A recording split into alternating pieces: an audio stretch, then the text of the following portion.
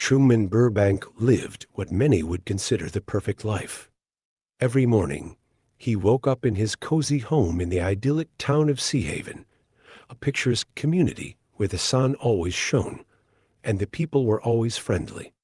He had a good job at an insurance company, a loving wife named Merrill, and a best friend named Marlin, who was always there when he needed him. But Truman's life wasn't just perfect. It was too perfect. He didn't notice the little things, like how his daily routine never seemed to change or how everyone in town seemed to know exactly what he was going to do before he did it. To Truman, Sea Haven was home, and he had no reason to question it. Yet, a small part of him longed for something more. He often dreamed of traveling the world, especially to a place called Fiji, a faraway island he saw as the ultimate escape. But something always seemed to hold him back, a nagging feeling that he couldn't quite put his finger on. One day, on his way to work, something strange happened. A stage light labeled Sirius 9 Canis Major fell from the sky and crashed onto the street in front of Truman. He was puzzled but quickly dismissed it as debris from an airplane. However, this event was just the beginning of a series of odd occurrences. Truman started to notice that people around him acted strangely. His radio suddenly began to describe his every move as if it were tracking him, and he overheard conversations that seemed oddly specific to his life. He began to feel like he was being watched, but whenever he tried to talk to Merrill or Marlin about his suspicions, they brushed him off. As the days passed, Truman's unease grew. He noticed that people in town seemed to be following a script, and his attempts to break away from his routine were met with resistance. No matter what he did, something always seemed to conspire to keep him in Sea Haven. Truman's curiosity led him to dig deeper. He tried to leave Sea Haven, but every time he attempted to go, something stopped him. A traffic jam, a sudden nuclear spill, or even Merrill's pleading it all seemed too convenient. Truman became more determined to find out what was going on. One day, while going through some old belongings, he found a photograph of Merrill crossing her fingers during their wedding. This discovery, coupled with a series of other suspicious events, fueled Truman's resolve.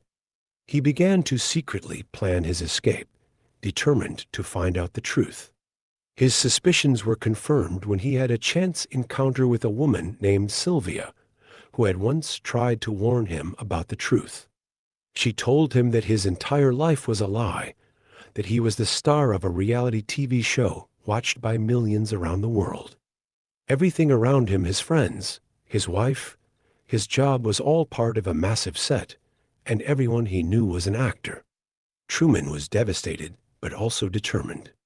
He couldn't live a lie any longer. With his new knowledge, Truman became bolder in his attempts to escape.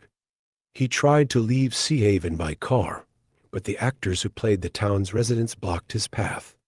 Desperate, he stole a sailboat and headed out to sea, hoping to reach the edge of the set. As Truman sailed into the open water, the show's director, Christoph, panicked. He ordered the crew to create a massive storm to stop Truman, but Truman persisted even as the waves grew dangerously high.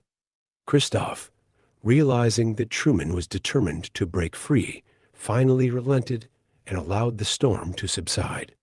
Truman continued sailing until his boat struck something unexpected, a wall. As he touched the wall, he found a staircase leading up to a door labeled Exit. Truman realized that this was the edge of his world, the boundary of the set. Christoph spoke to Truman through a speaker, trying to convince him to stay. He told Truman that the world outside was just as fake, filled with lies and deceit. But Truman, with tears in his eyes, knew that he had to face the real world, no matter what awaited him. With a deep breath, Truman opened the door and stepped through. He turned back one last time, looked into the camera, and said his iconic line, "In case I don't see you. Good afternoon, good evening, and good night."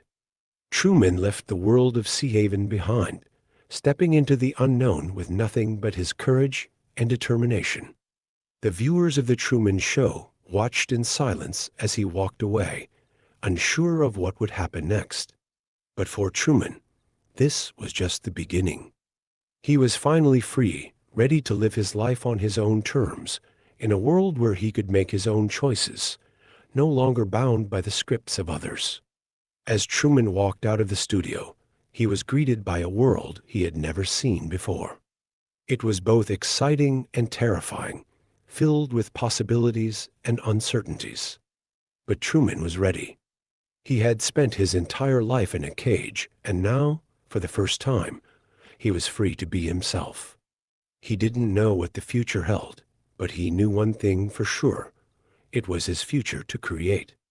And with that thought, Truman Burbank took his first step into the real world, leaving behind the lie that had been his life, and embracing the truth, whatever it might be.